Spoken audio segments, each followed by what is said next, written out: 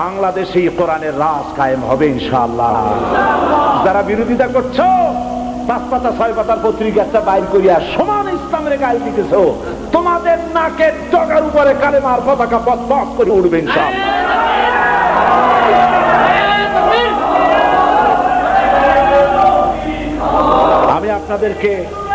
আমি আপনাদেরকে বলবো, বাংলাদেশকে ভালোবাসুন, বাংলাদেশকে ভালোবাসুন, বাংলাদেশকে ভালোবাসুন। এবং এই দেশে যতদিন থাকবেন আল্লাহ আপনাদেরকে রাখুন, ইমানের সাথে রাখুন। বলি আমিন। হিন্দু সংস্কৃতিতে ডুবে যাবেন না, মুসলমান পরিচয় বেঁচে থাকুন, বাংলাদেশকে ভালোবাসুন। জীবন এবং মওতের ফয়সালা আল্লাহর হাতে, কারো কোনো ব্যক্তির হাতে মৃত্যুর ফয়সালা নাই। যদি আমার মৃত্যু থাকে, কারো গুলিতে আমি শহীদ হব, সারা পৃথিবী পাহারা দিয়া সেই গুলি থেকে আমাকে বাঁচাতে পারবে না।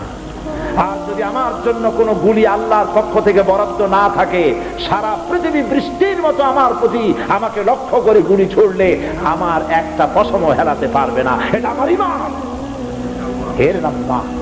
এই ঈমানের উপরে ভরসা করে ভালোবাসুন দেশকে, ভালোবাসুন ঈমানকে, ভালোবাসুন ইসলামকে, আর কথা বলতে শিখুন।